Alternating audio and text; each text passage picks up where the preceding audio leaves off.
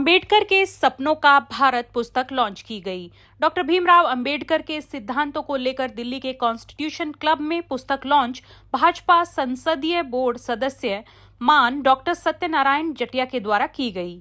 इस पुस्तक के लेखक बसंत कुमार के माध्यम से डॉक्टर भीमराव अंबेडकर के सिद्धांतों को लोगों तक पहुंचाने की कोशिश की जा रही है। डॉक्टर अंबेडकर के बताए रास्तों पर चलकर और उनसे प्रेरणा लेकर प्रधानमंत्री नरेंद्र मोदी एक विकसित भारत की परिकल्पना को मूर्त रूप देने के लिए कृत संकल्पित हैं। 1942 में वायसराय परिषद के सदस्य से लेकर संविधान निर्माता व देश के विधि मंत्री के रूप में डॉक्टर अंबेडकर ने जैसे भारत की संकल्पना की थी, उनकी वह सोच दृष्टि, कर्तव्य और राष्ट्रनिष्ठा का परिचायक है।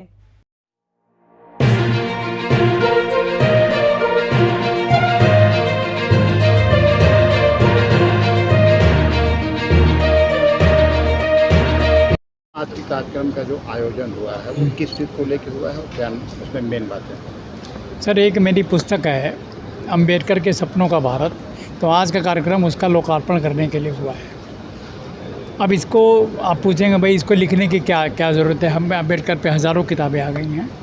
तो मैं बताऊं कि मेरी पिछली पुस्तक 1 साल पहले लोकार्पण हुआ था, वो था अंबेडकर और राष्ट्रवाद। तो उसमें अतिथि के रूप में सुलभ के जो संस्थापक थे डॉक्टर विंदेश्वर पाठक, तो वो आए हुए थे। तो उन्होंने बात छेड़ी बहस कि अगर डॉक्टर अंबेडकर देश के पहले प्रधानमंत्री होते तो देश की तस्वीर क्या होती। तो जब मैंने पूछा उनसे, काफ़ी आलोचना हुई क्योंकि एक नया इशू था, जब भी उस पर बात नहीं हुई थी, तो मैंने पूछा आपने ऐसा क्यों कह दिया। तो कहते देखो ऐसा है कि गांधी जी ने हरिजन अखबार जो निकालते तो उसमें कई बार कहा था कि जिस दिन इस देश का प्रधानमंत्री कोई दलित होगा तो मुझे यह समझ में आ जाएगा, मैं ये समझ लूँगा कि अब देश में छुआछूत ख़त्म हो जाएगा। अब ये बात हुई जब देश आज़ाद हो रहा था, तो उस समय कई लोगों के नाम आ रहे थे। पंडित जवाहरलाल नेहरू का आ रहा था, पटेल साहब का आ रहा था, कई नाम चल रहे थे।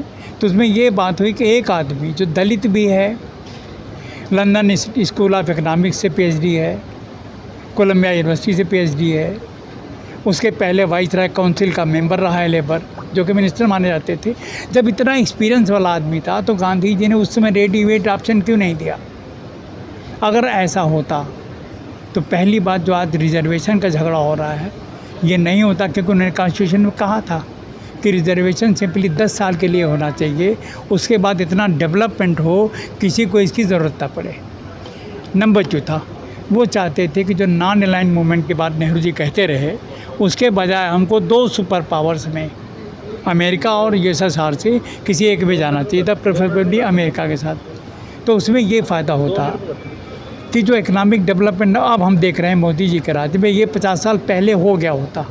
हम इकनॉमिक रिफॉर्म की तरफ गए होते, प्राइवेटाइजेशन की तरफ गए होते, तो ये चीज़ें पहले हो गई होती। एक बात और थी कि अगर वो देश के प्रधानमंत्री बनते तो पहली बात तो पार्टीशन होता नहीं, अगर होता भी तो उस समय तक complete transfer of population, Hindu यहाँ और मुसलमान वहाँ, तो जो रोज़ हमारा झगड़ा होता है हिंदू मुसलमान का, ये सब ख़त्म हो जाता। तो इसलिए एक विज़न उनका रहा है, ये सोच के कि अगर वो होते तो क्या होना चाहिए था। और मोदी जी उनके लक्ष्य को लेके, चाहे स्टार्टअप हो, चाहे मेक इन इंडिया हो, और ये हो तो उसके बेस पे आगे चल रहे हैं। हाँ, ये बताएं सर, जो ये बुक आपने लिखी, कितना इसमें टाइम लगा लिखने में, और इस बुक के अंदर ऐसी क्या खास बातें हैं जो लोगों को पसंद आई? देखिए, इसको लिखने में करीब 8-9 महीने का टाइम लगा, और इसमें मेन जो खास बातें ये है कि कृषि कैसी हो उस पर डॉक्टर अम्बेडकर के विचार हैं, इकोनॉमिक पॉलिसीज हो वो कैसे डॉक्टर अम्बेडकर के विचार हैं, विदेश नीति क्या हो उस पर डॉक्टर अम्बेडकर के विचार हैं, और आपकी इंडस्ट्रियल पॉलिसी उस पर क्या है, लेबर नीति क्या है। तो हर टॉपिक्स पे जो उनके विचार हैं उनको दिया गया है कि जिससे आगे वाली आने पीढ़ी को एक मार्गदर्शन मिल सके कि ऐसे एक सुदृढ़ इंडिया बन सकता है। सर, आज किताब की लॉन्चिंग की जा रही, कौन कौन यहाँ पे आ रही लॉन्चिंग में, खास कोई मंत्री या?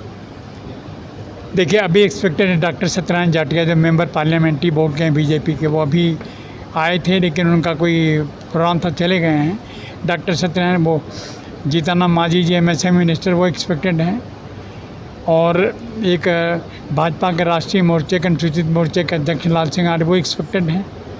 और उसके बाद एक बिहार के मिनिस्टर हैं संतोष कुमार सोनू वो एक्सपेक्टेड हैं।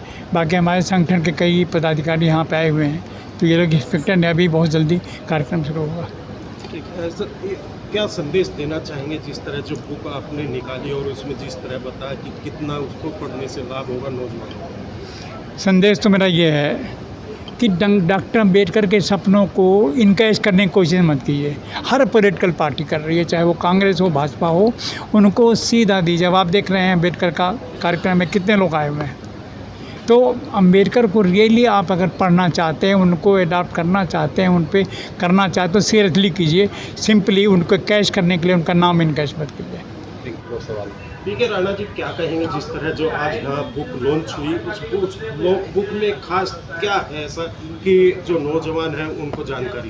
देखिए, इसमें दो राय नहीं है कि अम्बेडकर जी ने देश के लिए बहुत कुछ किया है, और आजकल आप देख रहे होंगे कि लोगों को भ्रमित भी बहुतों के माध्यम से किया जाता है।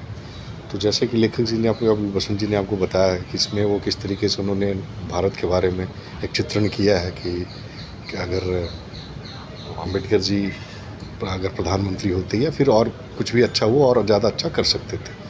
तो इस हिसाब से इस बुक के माध्यम से नौयुवाओं को ये चीज़ जानकारी ज़रूर मिलेगी कि क्या उनके सपने थे, क्या उनका सोच था। जैसे उन्होंने बताया कि वो पाकिस्तान बंटवारे के खिलाफ थे, और बहुत सारी ऐसी चीज़ें थी जो लोग हम युवाओं को जानने की आवश्यकता है। तो वो सारी जानकारी आपको इस पुस्तक में मिलेगी। सर, जिस तरह जो राजनीति की जाती है अम्बेडकर जी को लेकर, क्या ये बुक पढ़ने से वो बहुत बिल्कुल, देखिए, अब आप जब तक किसी चीज़ को जानेंगे नहीं, अन्यथा लेंगे बातों को, तो आपके मन में बहुत सारे के सवाल और जवाब आएंगे।